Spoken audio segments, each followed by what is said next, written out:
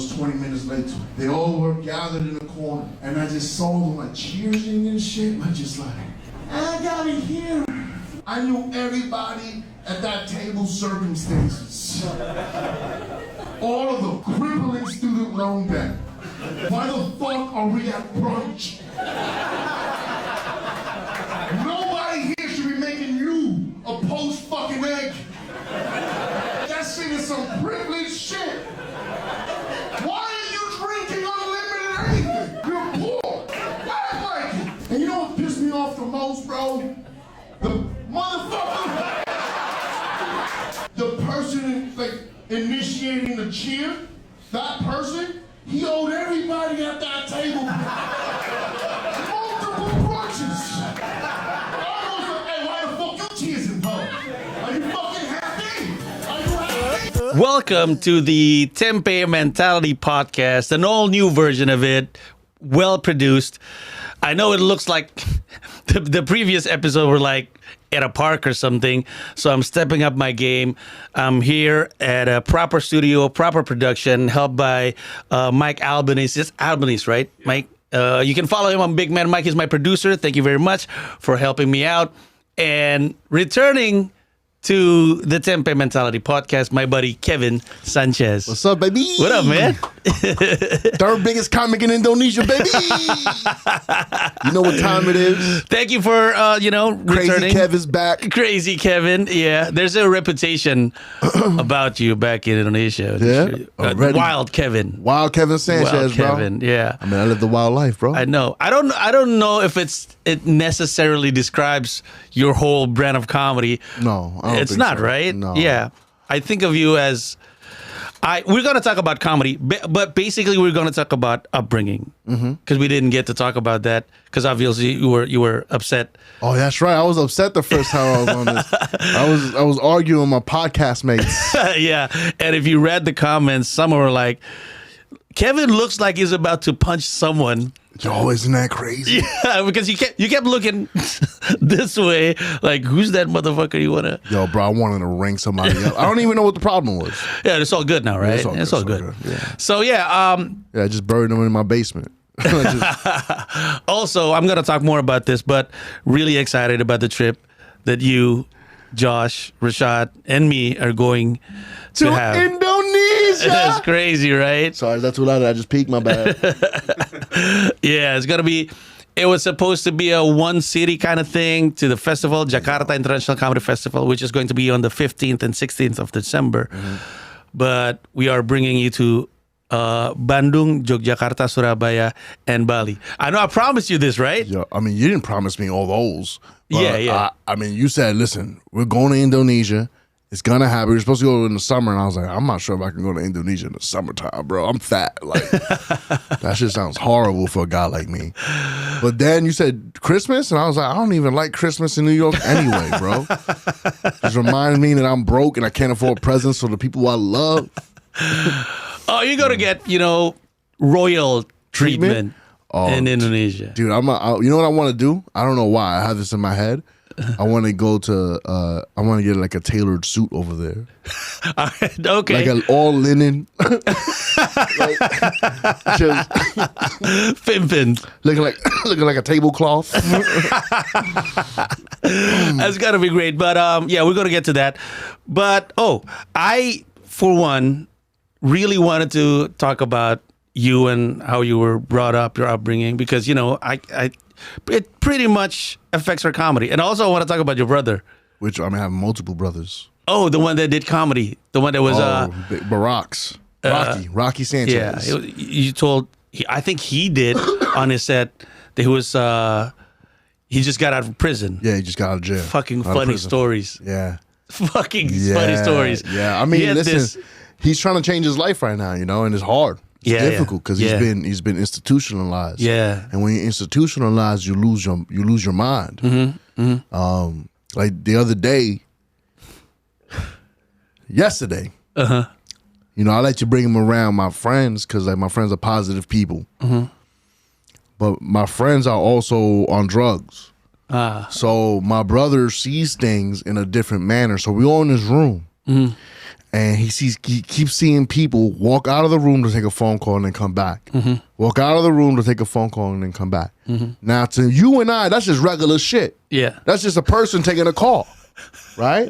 To him, he's like, yo, Kev, are you guys plotting something?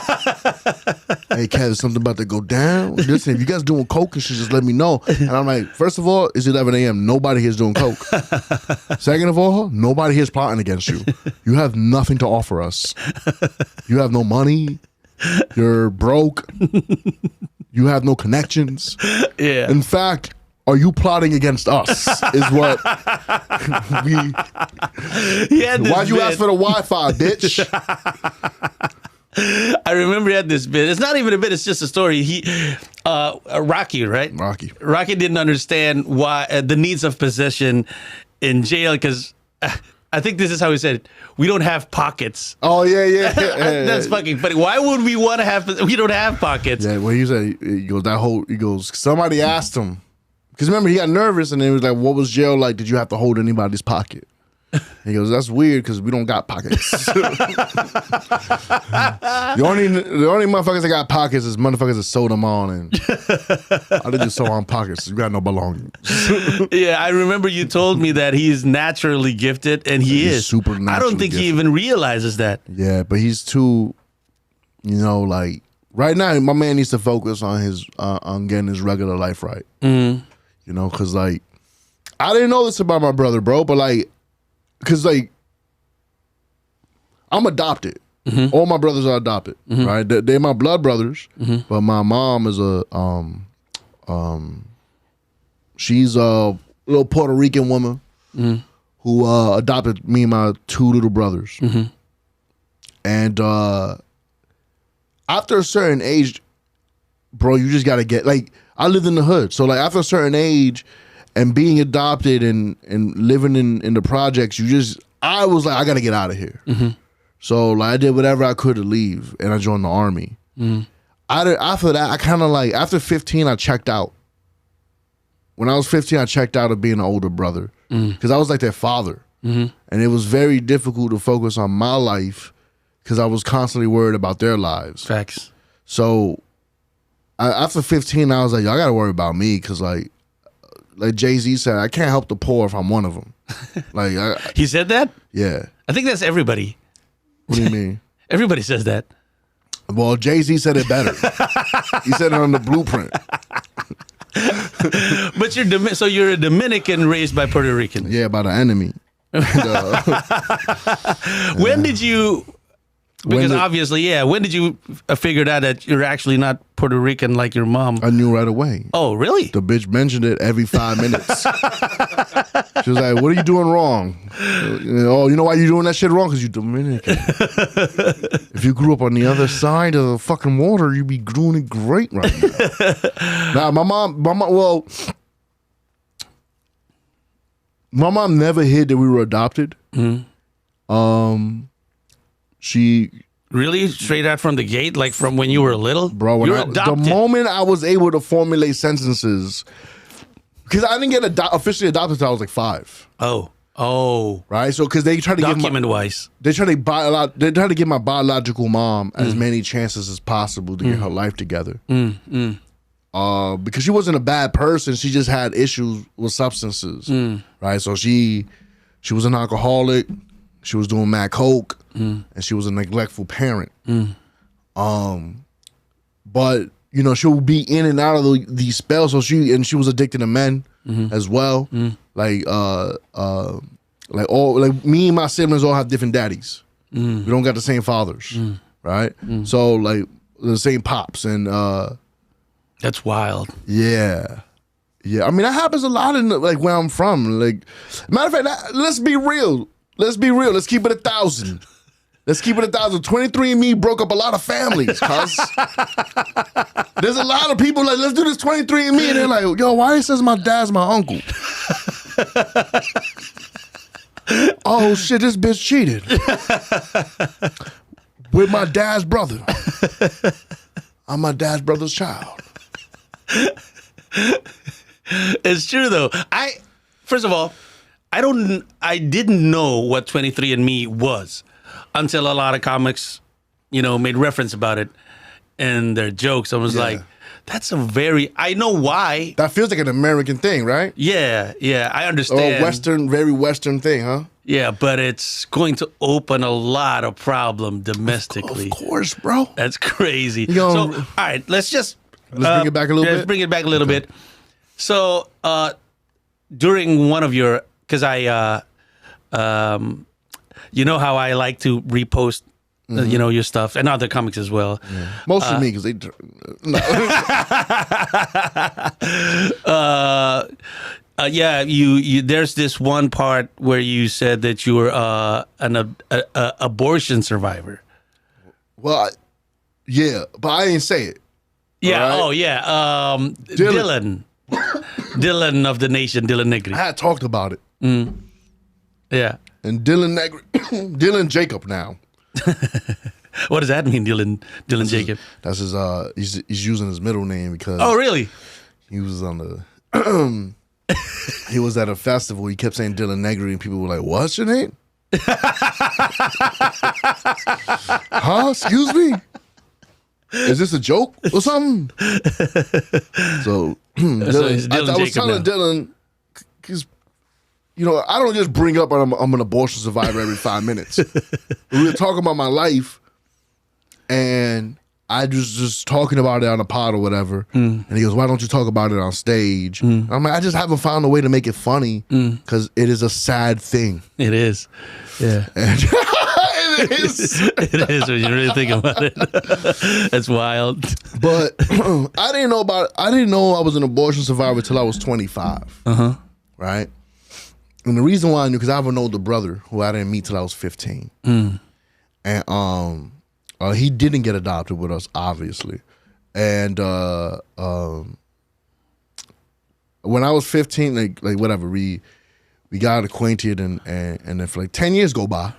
All right, this gay ass brother of mine, and I mean gay ass brother. This motherfucker's as gay as they come. And this dude's so gay, he opened up a store called Tops and Bottoms in Miami. A clothing store called Tops and Bottoms, and it's as gay as you would think it is. Shout out that motherfucker. But one day, this sassy ass bitch, he's like, we're talking. Now I don't know if I pissed him off. He goes, "You're an abortion survivor?" Oh, I said, that's how you found That's out? how I found out. That's crazy. And I said, I thought he was joking. I said, "No, I'm not." So this is the reason why I'm an abortion survivor. This is the story. So my mom's was cheating on my older brother's father with my papa in Dominican Republic. Now, my brother's father was in New York City selling drugs to support his family back in New York City. Pause, in Dominican Republic. Yeah.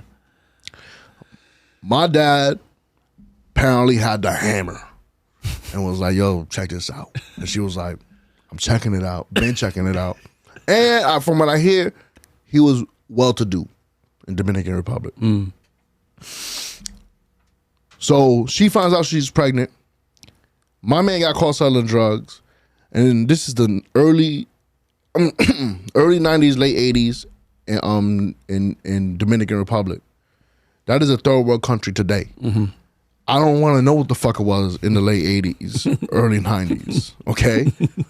But it was so bad that the government was like, "Yo, fuck jail in New York. We're shipping you back to DR. You're gonna serve time there." And serving time in DR, this is like a slap on the wrist, bro. Like, "Oh, so you sold drugs in New York? All right, spend the weekend in jail and then go chill with your family." But my mom's pregnant with somebody. He hasn't been there in a year, you know? So she starts getting, she starts getting scared. She can't get an abortion in DR because it's mad small. If she has an abortion in DR, everybody knows she had an abortion in DR. So she did the most logical thing she could do. She took a raft to Puerto Rico to get an abortion in Puerto Rico. And then she was going to take that same raft, well, not the same raft, but take the trip back to DR. She goes to get an abortion in Puerto Rico. Things are okay. And she decides, I'm just going to Puerto Rico for a little bit. I'm in fucking Puerto Rico. and she's partying or whatever she's doing, and she's like not feeling right though, and then she said, maybe there's something wrong with the abortion or whatever. So she goes back to a hospital, and they were like, "Congratulations, you pregnant." She was like, that can't be." So she thought it was like an act of God or something. So she just kept me. Oh. Yeah. And an abortion, when I say an abortion, bro, I don't mean like the clamps. That's just for the joke. In DR in Puerto Rico, they'll give you something, like almost like a plan B, if you will. Yeah, like a pill or something. Yeah, like a pill. No, it's not a pill. It's like some disgusting drink they make. Yeah. Right. And yeah. So what happened between your pops and... He didn't know I existed till I was 25. Oh. Around 25 or 26. He had no idea I existed. Wow. So I didn't know that. This whole time I thought, honestly, I didn't know what I thought. I just assumed he was like, I'm not gonna fucking stick around with you, bitch. Like, you're a mess.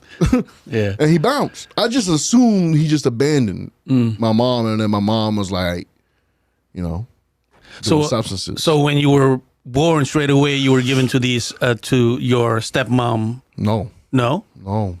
Nah, my mom was around for like two and a half years or some shit like that. And somebody called child services on my mom. Right. Because they just witnessed some shit. And you know, I'm gonna tell you something, yo. It must have been wild. Because we were in Washington Heights. So I don't know what was going on, but some neighbor was like, this is crazy. You know? I don't understand the reference, but I'm guessing Washington Heights is rough. It's a rough place, bro. Yeah, so for someone in a rough neighborhood to be like, called, this is crazy. I'm that gonna call must be- child services on this. Yeah. And what I really think it was, actually now I'm really thinking about it. If I'm being really real, Mike, she was probably talking to that woman's man. Oh. I can, now that I'm like, thinking about it, I'm like, wait, why would they call child services? Everybody's struggling to watch that. Why did they call child services? Somebody's trying to protect her family. She was probably drinking with somebody, pissed them off, like, oh yeah, I know you're a terrible mom. Read them anyway. So I didn't know this, but I went to like multiple foster homes. Like I have like little memories, like, and they feel like dreams. But and then I described something to my mom. She goes, "Holy shit! How the hell do you remember that, bitch? I don't know." Wow. And you said your stepmom being Puerto Rican and She's you not being... my, she's my mom. Oh, yeah, your mom. And being raised as a Dominican, it's like raised by the enemy. I don't... culturally, I don't understand why it's a, you know... It's almost like Muslims and Jews and... Oh, you know really? what I mean? It's like that? I mean, not that bad, but... It's kind of like that. But it's kind of like that. Like, Yeah. It's not, maybe... What is it? What's it? This has got to be a better example. Because I It's want like Sephardics and the other Jew. Help me out here, Big Mike. Sephardics and there's Ashkenazi. Ashkenazi. Yeah. It's like the little like they love each other, but there's a rivalry. Yeah, You know? Yeah, I think I kind of understand. In Yeah. Indonesia would be Indonesia and Malaysia. The same people, but because it's a different country, there's like this rivalry. And Yeah, yeah. It's a weird rivalry we Yeah, have. and is it You only want to know what the between internet says? what? It's because Puerto Ricans have U.S. citizenship. I could. I mean, yeah, that's what we say to them too. Yo, you know what's crazy? So when I was a kid, I knew this Puerto Rican kid in high school.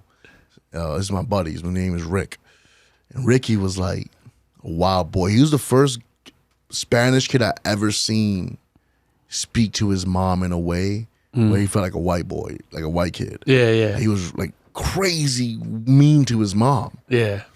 And one time he said a term, and I was like, I gotta call my mom that. he looked at his mom and goes, "You're such a fucking Puerto retard." I was like, I'm taking that, bro. To this day, I'm gonna include it in a special. I can't say that. I'm not brave enough. I don't think I get to say that. You can say whatever you want. Man. This is America. No, that's not true. That's not true. I'm Asian, so People hate me here. People hate my people here. But so what was it like growing up, having, not knowing where your father was and having, stepbrothers and... Well, I don't have stepbrothers. I have my real brothers with me. Right. Right? They blood by my mom, not my pops, but Yeah. they're my little brothers. And then, how was it, bro? It was... Like what's a Puerto Rican household like? Because Well, my mom is a different animal. Like, she was very militant. And she had to be. She was raising 3 boys in the hood. So, like, she was very strict. And she was ready at the whip, if you will. Like, she will fuck you up. That little that bitch is 4'11". Fucked me up, bro. You ever seen Mortal Kombat? Yeah. Where, like, there's a scene, I think it's this movie, where, like, there's these fighters are taking their hands and they put it on hot rocks. And it's a strength in their hand. I swear to God, when my mom used to say, like, that bitch used to do that shit. Because she had, Bro, that bitch could slap the... Yo, bro, that woman used to fuck me. That bitch was Kodo. She was Miguel Kodo, bro. Bro, and like, in hindsight, listen, bro, she grew up without Google. She grew up without the internet. Yeah, Like, she didn't... We understand that, Like Bill Burr says, like this is pre-Oprah. You know what I mean? Like, yeah. and she's raising 3 boys, like testosterone fueled boys who, like, yo, we were crazy, bro. Like, all my brothers on me, I'm nuts, they're nuts. Like, we were in the army. Yeah. One of my brothers is an undefeated kickboxer. The other brother sold crack. Wow. Right? And then my older brother, like, he fucks dudes, bro. There ain't no bottom bitches in this family. No, it's not. He's over here. Bah, bah. I think you're the bottom in the you. family. Hey, wow. Come on, man. What does that even mean? And this is in East Harlem? You We said? grew up in East Harlem. Yeah. What's that like? What's East Harlem like? A lot of Indonesian are watching this because none of us have the reference. So when somebody says East Harlem, we don't know what that means. I gotta be careful because I don't like disparaging my community. I really don't. Especially as I get older. I put it to you like this: like, there's a reason why people in New York who grew up here in these neighborhoods, they're very prideful that they made it. They're very prideful that they exist after a certain age. Like, it just hit me that I'm 32. All right? It just fucking hit me, bro. Like, I didn't die. Like, I'll give you an example. When I was a kid, bro, we used to go to the auditoriums in the beginning of the school year. And like clockwork, since the 7th grade, they'd be like, all right, look to your left, look to your right. See these people by you? A lot of them not gonna make it past 25. They will say that to children, bro. That's crazy. The fucking kids. And I'm looking around like, wait, bitch, I'm in here. Like, what do you mean we're not gonna make it by 25? You telling me Jesus is gonna? I might not make it past Jesus years. The fuck is you saying right now? So what is it like to grow up there, bro? But then again, there's this harmony there too. Like, there's this beauty in that struggle. There's this beauty. There's like when your friend buys a sandwich and gives you half, bro, that means something. Yeah. Cause, like, you know this motherfucker's struggling, but he knows that you're struggling worse, and he still gave you half his sandwich. Or the motherfucker that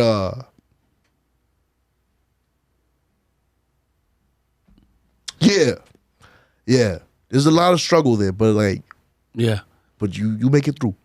I understand. There was this one point in my life. This was during college. I'm from Jakarta and then went to Bandung, and my parents just got divorced, and so my mom had to work to support 3 kids: my sister, me, and my little brother, and it was tough at times. I didn't want to ask for money.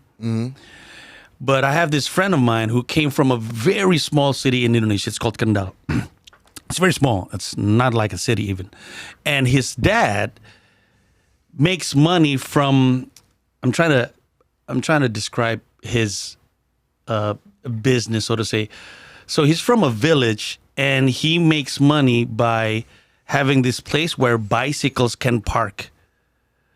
You know, it's like a park for bicycles, and it pays. Wow, I don't know what it is. It's not even a quarter in dollars. It's just small. So all of his brothers, including himself, survive college from what's the word when somebody else pays for your school? Scholarship, yeah. And he saw me, and we were together from morning to night, and he saw me. He saw me. I didn't eat anything, but I didn't tell him that I don't have any money. I was like, "You don't have any money, right?" I'm like, "I don't, but I'm fine." And he lent me money, and I know his background, that he comes from a very poor country, Very humble beginning. Very humble. Yeah, and till today I remember him. His name is Lukman Bayhaki, and is also a comic. He's a fellow comic, and yeah, I understand how it feels when the people that didn't have much, and they always give. They always shared. Yeah, I've been in many homes where like I know they're struggling, and they're like, yo, and they always fucking shared, bro. Yeah. And I don't remember if I asked you this during the last time, but so who gave you the funny bone? Because you were saying funnier than me in my neighborhood. That makes sense. If you sit, it was also like that for me. Yeah, if you sit with any of these people, funny because they are funny or the situation, and you were like, they're just funny. They're just funny, bro. They're just people who know how to make light of situations that's very, very dark. Yeah. You know? Yeah. Like, I wish I had like a good example off the top of my head. Yeah. But I remember when I was young, I just felt like, damn, I wish I had a camera. I wish I could film what's happening. I always thought that you could, if you talk to my brother Pete, and let you know, Kev always said that he wished he could, like, because I knew what was going on with Special. There was so many times where, like, me and my brother used to play spit takes. Like we'll wait, we'll be telling a story, and we'll wait where we're eating dinner and drinking, like soda or whatever, and then we'll wait till somebody, like we would time the punchlines while the person was sipping just to see that motherfucker spit everything out. That's a great game, by the way. Yeah. It was just natural for us to play that game. My brothers are mad fucking funny, bro. My brother Pete, he's not my real brother. He's the only one that's not my blood brother. But that's my brother. Yeah. We joined the army together, and that guy's hilarious, bro. Whatever. Yeah. Anyway. But yeah, timing is everything in comedy, right? And so to own your skill by doing the timing on the sipping is just crazy. That's like kung fu kind of shit where you know how they have to learn certain skill through like Mr. Miyagi wipe up, wipe in, wipe out, something like that. Let me tell you something. I've been. The people are like, "Why are you so comfortable on stage? Like, how did you get like comfortable or whatever?" Yeah. And it's like, I've been bombing since I was 6. Like, and then people would like walk away from you. People would tell, like, you know the difference between like where I'm from. If like your story sucks, people let you know, yo, my man, you just talk for 3 minutes, wasted everybody's time, and then proceed to tell a story way better than yours. I remember we were at the producers club. I've never seen anybody did it the way you did it. We were at the producers club, and there's I think this is, I don't know, I think it's Patrick's and Josh's open mic, I think. And Yoni You were there for that? Yeah, I was there. Oh shit! I was there. So Yoni Presso, fellow comic as well. So he was doing a set. Before that was Catherine, his girl. So Catherine killed, and then Yoni didn't do well, and then Kevin, when it's Kevin's time, it was like, Yoni, why did you mess up the open mic? It was so good. I was like, yo. You're remembering this a little different. So I'm going to tell you what happened. I went up. Everybody was doing well. Yeah. including his girl. Yeah. Then Yoni goes up there. I just got off stage. Yoni Oh goes. yeah, I remember now. As I'm sitting there, I'm like, yeah, I'm gonna stay here because I like the vibe that's going on. And Yoni starts talking to me. And I'm looking at him, I'm like, and he's been bombing for 2.5 minutes. And we all just sitting there like, and I just look, I was like, yo, why would you ruin this? Everybody was funny, then you got up there. Then he tried to make another joke at my expense, and I'm like, another bomb. I think that was just how you brought up, because me being Asian people are more reserved, right? We look at that and we be like, oh yeah, we feel sorry for Yoni. But we wouldn't say anything. Let me And you were like, tell you something. and you were like, Let me tell you something, bro. When I first got into comedy, I thought it was going to be like that. I thought it was going to be a bunch of people. And I thought it was because the people I looked up to were like Patrice O'Neal, Jim Norton. oh yeah. And all those dudes. And Yeah. like Kevin Hart in the beginning. And like, they were rough on each other on radio with millions of people listening. Right? Yeah. So I'm like, all right, I guess what comedy is. It's kind of like where I grew up, right? So I'm thinking like, it's just gonna be like that. And I come in, everybody's like, oh God, that was really funny. Like, nobody laughed. Why would you tell them that they were funny? Oh yeah, I guess that. Oh my God. Why? How are you supposed to be funny if people keep telling you your whack shit is funny? Facts. Yeah. Right? Yeah. So then I'm going through the motions and I'm like trying to be nice to people, bro, but I feel miserable. And then I met Derek Gaines and Dave Temple. I met these motherfuckers and they're from Philly. And they're mad funny. But they don't, if you not funny, they used to host a show at Brooklyn Comedy Club called Black Ass Comedy Show. And It's not around anymore? they're busy. Oh, okay. So they will host a show together. They'll give you a hot ass room. I mean, they're on stage together. They vibing. They're going. They're roasting. They're doing all they can. They call you up. Your job is to kill now. Wow. You go up there, and if you bomb, the second you get off stage, they're coming for you. They're like, God, I mean, I've seen people cry after leaving. Hey, man, why you sticking around for? Hey, get your bomb away, bro. You sticking up the place. They will do this to you. And if you stick around for your beating, verbally, they it was so rough sometimes, bro. And then when I got to kill in front of them, because they didn't know me, the person that was recommending me was bombing every week, and so they didn't know I killed, but they also gave it up to you when you kill. When you kill, you know you killed because they move the show along, Yeah. Yeah. right? Yeah. More comics need that shit, bro. Yeah. Especially in New York. Yeah, and also people need to understand they have to do that when somebody bombs on stage. They have to do that. They have to make they have to make comedy out of the situation. That's why I don't understand this whole thing, where it's like people get mad. Like yesterday, I could tell this girl got mad at me. My boy gave me a guest spot, and yo, like they were on stage together. They have no chemistry. Right, because they're both funny people. You could tell they both wanted to be the big dog, right? And they thought that person should follow them, and that person thought they should follow them, right?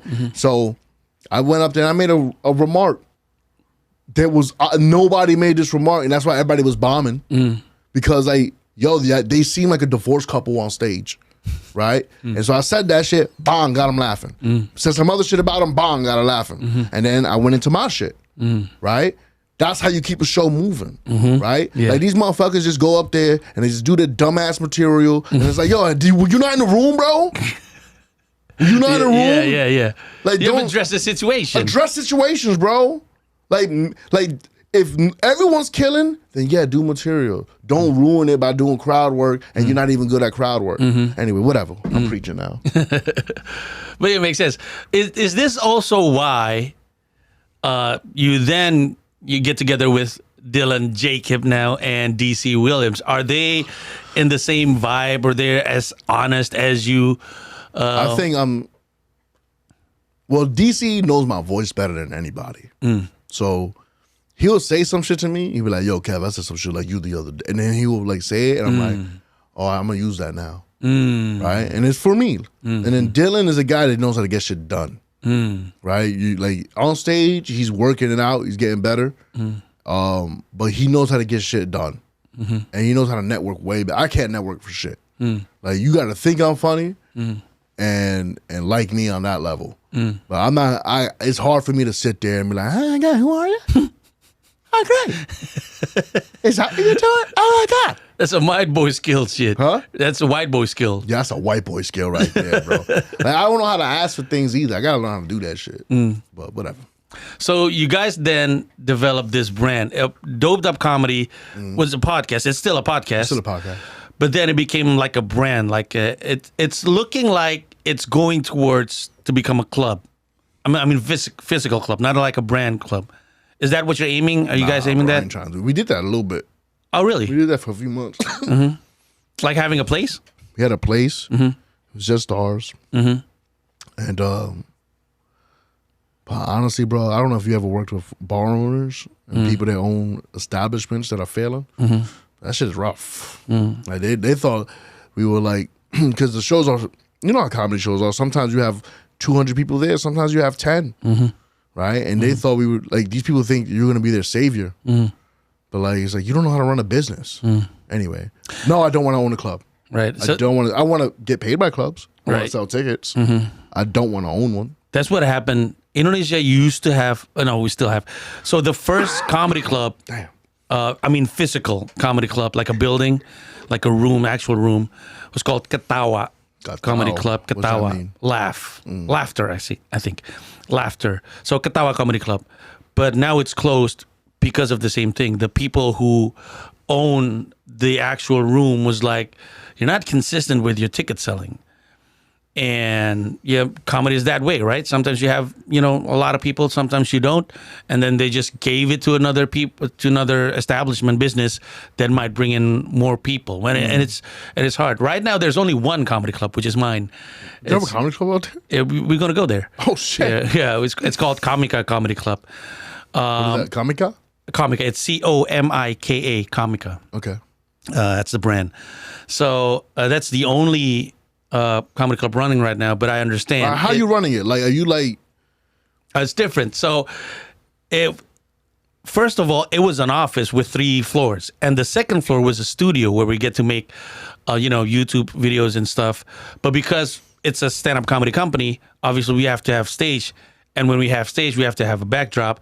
And then after, running some shows, we were like, we're already doing it like a comedy club. Let's just call it a comedy club. We used to call it a Comica space, so a space to create. Okay. But now it's a comedy club, and we're going to do several open mics there. Let's go. But I understand. But it's like, so right now, Doped Up Comedy is like a brand. It's like a... It's a brand. Yeah, it's definitely a brand. like a promoter, like a stand-up comedy show promoter. We just want to be... All right, so I'm coming out with a special. Oh, cool. I'm filming my first That's special. awesome. January 26th and January 27th.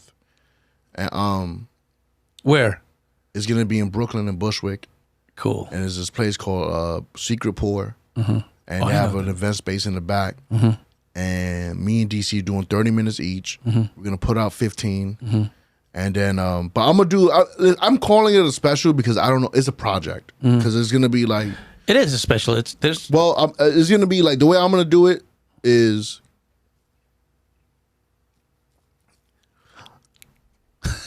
the way I'm doing it is like, it's going to be like documentary / like, Oh. yeah, so like, let's say I do 3 minutes on money. You know, I love talking about money.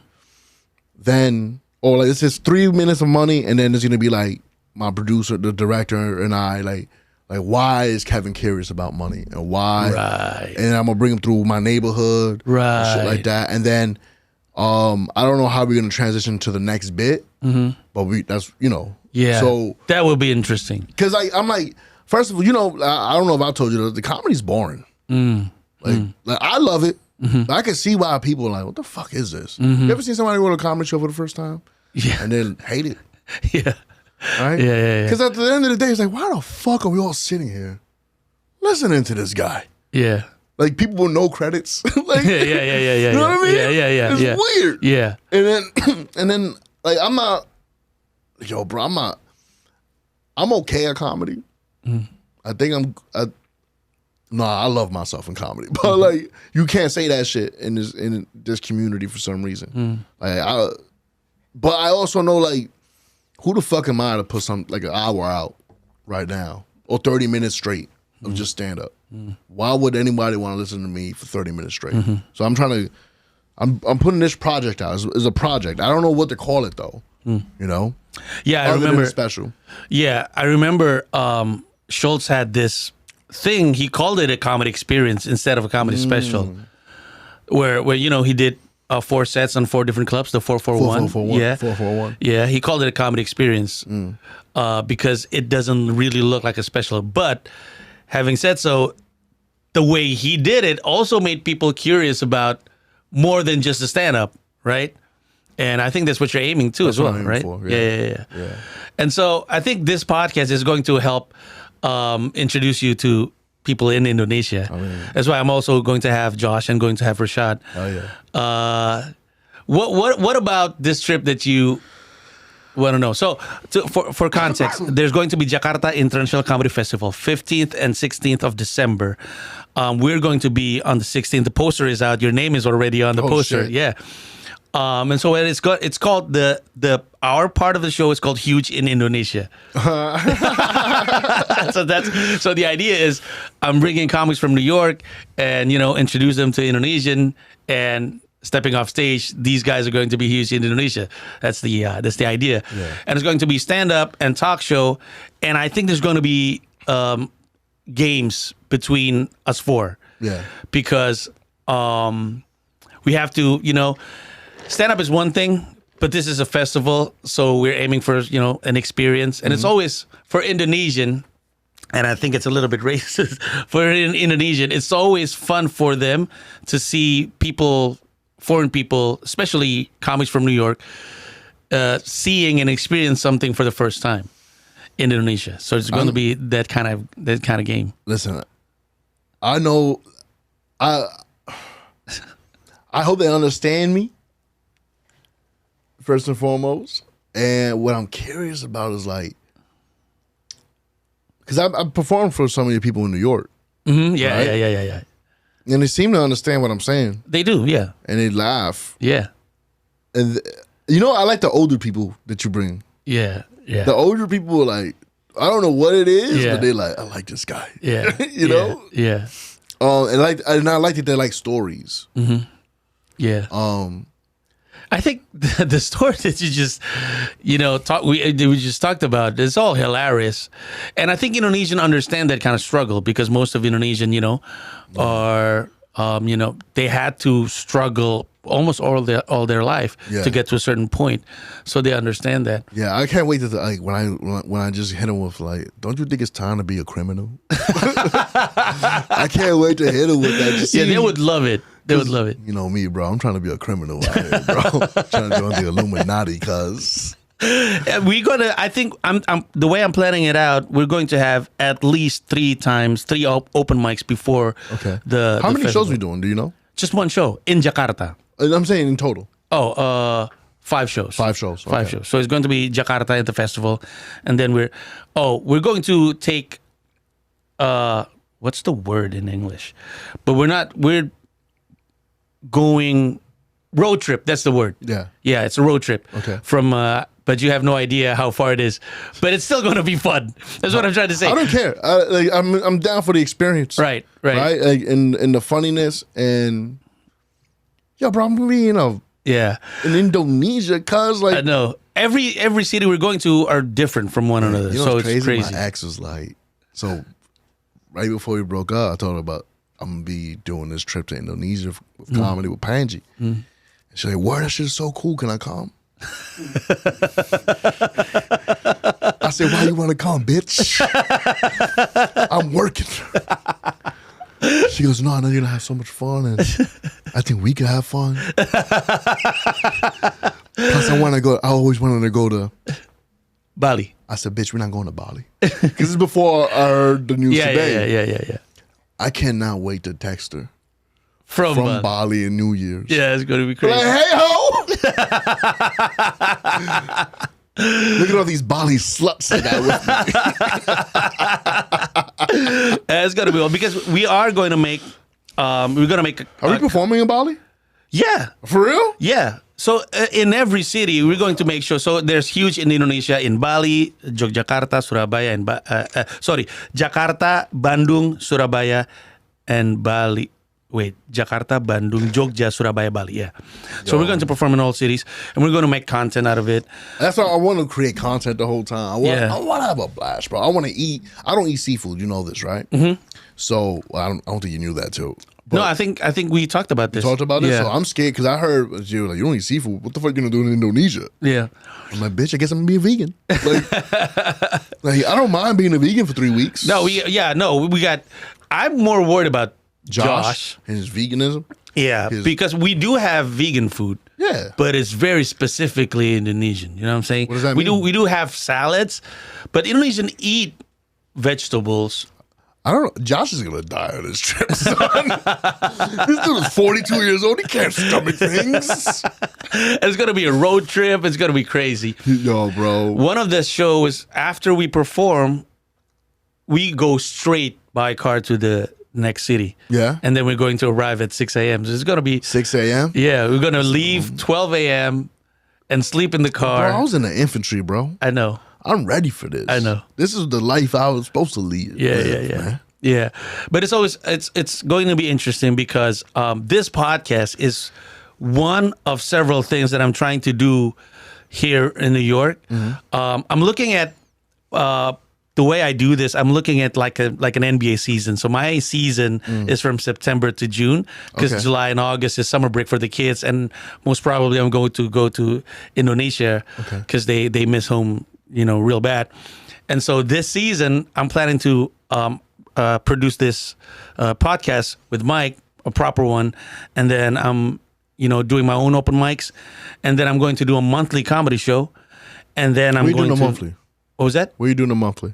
I'm going to start where? Yeah, where? I think it's the Producers Club. It's the easiest. I'm going to look other places, but the easiest is obviously It's producers. Producers Club. That's easy, and they have several rooms, several seats. I don't know what it's going to be like, but it's going to be called the Tempe Mentality Stand-Up Comedy Show. Okay. And also, What does this mean, tempe? Tempe is an Indonesian traditional food. Okay. So Indonesia's first president. So tempe used to be a poor people's food. Oh, It used to be a poor people's like food. lobster. Yeah, it was like that. It used to be something that was like cheap and but then it became something different. Yeah, like right? tacos. In New York, tempeh is actually an expensive How food. what the fuck is tempe? Is it a fruit? Wait a minute. Can I ask a question? Yeah, sure. Isn't tempeh vegan? Yeah, it is. There you go. There you go. It's in the soybean. name. Yeah. It's soybean actually. It's processed in a certain way. Oh, is it like a hummus? No, it's actually solid, but you can process it in a lot of type. But back in the days, during our after Indonesia gained independence, the first Indonesian president referred the tempe mentality to every bad mentality that Indonesian have. Word? Being late, being lazy. So the Indonesian president was like, we should stop having this tempe mentality. So that was back in the day. shit. But now tempe is different. The perception of tempe is different. It's a healthy food. Yeah. It's more expensive. So I'm trying to flip the meaning of tempe mentality into a positive, connotation of it. I like that. Yeah, and like go ahead. it's the way I want to try to introduce Indonesia because obviously not a lot of people here in New York know what Indonesia is. And I was talking about this. I wanted to start bringing New York comics to Indonesia, and starting from you guys this year and next year, and it's going to be. That's I mean, bro, I can't wait, bro. It's gonna be fun. Thank you. Yeah. I appreciate you, brother. Well, pleasure. I told you, I remember, and I think Josh still has it on his Instagram, where you guys were talking, and Josh is gonna hate me for this. What's Josh's wife's name? Dabs. Debbie. Yeah, Debbie was like, she wanted to go to Bali. Yeah. And then you said, yeah, it's not going to be right because we're going to be fucking some hookers. But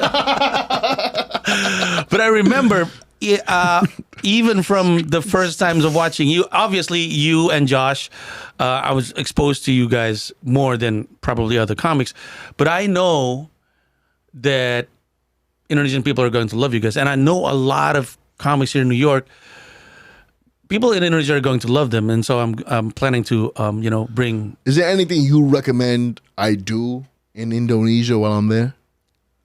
You mean comedy wise on stage? Either on stage or like just something I got to get into. Well, whenever on stage, we have time. On stage, really, I think the stuff that you bring usually in New York will work. Okay. As well. Believe me, when this episode is out, check out the comment section. Okay. People are going to love you. I hope so. Yeah. And but I don't know what you're. I don't really drink. I'm a drinker. Yeah, you want to know the drinking culture, the drinking lifestyle? What is the drinking culture? Is it wine based? Is it whiskey? No. Yeah, it's liquor. It's liquor. Yeah. Okay. We have places. It's crazy. Ooh. All right. Go ahead, hit me with it. Yeah. Hit me with it. Yeah, I'm gonna bring you to these places, and it's wild. Okay, and now because I know it's you know me, man. I'm single. All right, I got I'm you. single. I'm a ladies' man. I know. You know. I'm gonna give you guys, all three of you guys, this one guy, and then he's going to hook you up. Yeah. Yeah. Look at that. Yeah. Look at God. All right, so it's about time. So thank you very much, Kevin. Thank you so much. Thank It's you. always a pleasure. Thank you for having me. Yeah. To my Indonesian people, thank you for making me the second biggest comedian in Indonesia. Like First one would be Josh. the first, well, no, it's you. Me? All I right. surpassed Josh. I've surpassed Josh. No, I'm the third biggest. It didn't even feel right to say the second biggest. Yeah. The third biggest comic in Indonesia. I appreciate y'all, man. All right. So we're going to see you guys GCOM Fest 15th to 16th of December. And I'm going to see you. This is going to be a weekly thing, right? So next week we're going to have another episode. Also weekly thing. I'm hosting my own mic, Comedy Gym NYC. It's at the Producers Club every Thursday at 9 p.m. So come through. It's where you work out your new jokes. So that's it for me. And I'll see you guys next week. Thank you. Peace. Thank you, Big Mike.